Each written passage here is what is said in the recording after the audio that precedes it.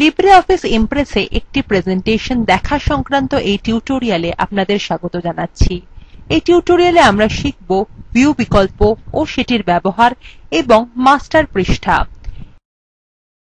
এখানে আমরা Ubuntu Linux 10.04 এবং লিব্রিঅফিস সংকলন সংস্করণ 3.3.4 ব্যবহার করছি। প্রথমে প্রেজেন্টেশন স্যাম্পল ইমপ্রেসে ডবল ক্লিক করে সেটি খোলা যাক। লিব্রিঅফিস ইমপ্রেসে আরো ভালো প্রেজেন্টেশন তৈরি করার জন্য অনেক ভিউ বা দেখার বিকল্প আছে। সাধারণভাবে আপনি যখন লিব্রিঅফিস ইমপ্রেস খোলেন তখন এটি এইরকম দেখতে লাগে। এটিকে নরমাল বা স্বাভাবিক ভিউ বলে। প্রেজেন্টেশন অন্য কোনো ভিউতে থাকলে আপনি নরমাল ট্যাবে ক্লিক করে আবার স্বাভাবিক ভিউতে ফিরে আসতে পারেন, অথবা ভিউ এবং তারপর নরমাল ক্লিক করুন। নরমাল ভিউতে আপনি স্লাইড তৈরি এবং সম্পাদন করতে পারেন। উদাহরণস্বরূপ আপনি স্লাইডগুলির ডিজাইন বা নকশা পরিবর্তন করতে পারেন। সেটি করতে ওভারভিউ শিরোনামের স্লাইডে যান। ডান দিকে টাস্কস অংশে মাস্টার পেজেস বিভাগে ইউজড ইন দিস প্রেজেন্টেশন দেখা যাচ্ছে।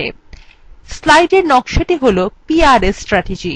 এখানে আপনি সম্প্রতি ব্যবহৃত এবং ব্যবহারের জন্য উপলব্ধ স্লাইড নকশাগুলি দেখতে পাচ্ছেন। যেকোনো একটিতে ক্লিক করুন ও ওয়ার্কস্পেস অংশে স্লাইডের নকশার পরিবর্তনটি লক্ষ্য করুন। দেখুন স্লাইডের নকশা পরিবর্তন করা খুবই সোজা। আপনি নিজের স্লাইডের জন্য পটভূমি হিসাবে যেসব নকশা তৈরি করেছিলেন সেগুলিও এখানে যোগ করতে পারেন। এরপর আপনি আউটলাইন ভিউটি দেখবেন। এই ভিউতে যেতে ভিউ এবং তারপর আউটলাইন ক্লিক করুন, অথবা আউটলাইন ট্যাবে ক্লিক করুন।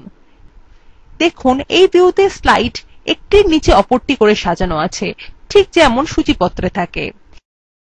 এগুলি হল স্লাইডের শিরোনাম।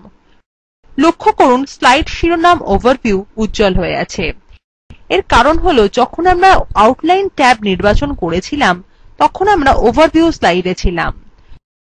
বুলেট পয়েন্টের মতো আকৃতির এই আইকনগুলি দেখুন। এই বুলেট পয়েন্টগুলির উপর মাউস আনলে কার্সারটি একটি হাতে পরিণত হয়। আমরা এগুলিকে স্লাইডে পুনর্বিন্যস্ত করতে উপরে ও নিচে নিয়ে যেতে পারি, অথবা লাইন বরাবর সরাতে পারি। প্রেজেন্টেশনটিকে আবার তার আসল রূপে ফিরিয়ে আনতে Ctrl এবং Z টিপে এই পরিবর্তনগুলি মুছে ফেলুন। আমরা স্লাইডগুলি পুনর্বিন্যস্ত করতে স্লাইড সর্টার ভিউ ব্যবহার করতে পারি। স্লাইড সর্টার ভিউতে যেতে ভিউ এবং তারপর স্লাইড সর্টার ক্লিক করুন, বা স্লাইড সর্টার ট্যাবে ক্লিক করুন। এই ভিউ স্লাইডগুলিকে পছন্দসই ক্রম অনুযায়ী বিন্যস্ত করতে প্রয়োজন হয়। উদাহরণস্বরূপ যদি আপনি নবম এবং দশম স্লাইডের স্থান পরিবর্তন করতে চান তাহলে দশম স্লাইডে ক্লিক করুন এবং সেটি টেনে নবম স্লাইডের আগে বসান। এবার মাউস বাটন ছেড়ে দিন। স্লাইড দুটির স্থান পরিবর্তন হয়ে গেছে। নোটস ভিউতে আপনি নোট বা টিকা লিখে রাখতে পারেন যা উপস্থাপনার সময় আপনাকে সাহায্য করবে। নোটস ভিউতে যেতে ভিউ এবং তারপর নোটস পেজ ক্লিক করুন, অথবা আপনি নোটস ট্যাবেও ক্লিক করতে পারেন। স্লাইডস অংশ থেকে ডেভেলপমেন্ট আপ টু প্রেজেন্ট নির্বাচন করুন। নোটস অংশে কিছু লিখুন।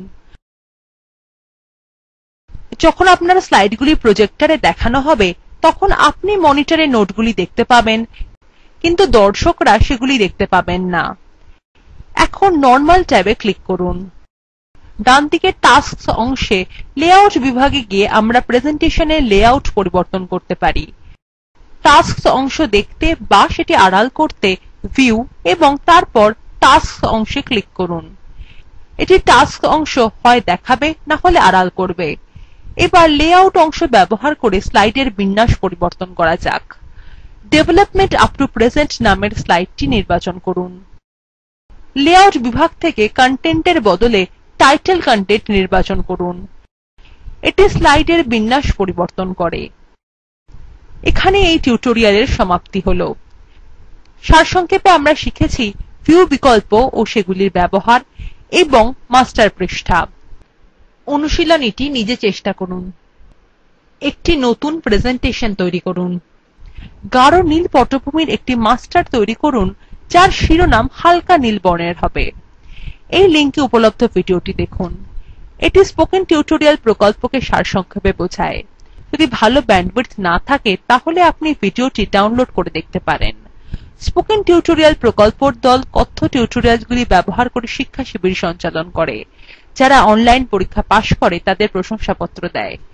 এই বিষয়ে বিস্তারিত তথ্যের জন্য contact@spoken-tutorial.org তে ইমেল করুন। Spoken tutorial talk to a teacher প্রকল্পের অংশবিশেষ, যা ভারত সরকারের আইসিটি MHRD এর ন্যাশনাল মিশন অন এডুকেশন দ্বারা সমর্থিত। এই বিষয়ে বিস্তারিত তথ্য এই লিঙ্কে প্রাপ্তিসাধ্য। http://spokentutorial.org/nmeict-intro। আমি অন্তরা এই টিউটোরিয়ালটি অনুবাদ এবং রেকর্ড করেছি। এই টিউটোরিয়ালে অংশগ্রহণ করার জন্য ধন্যবাদ।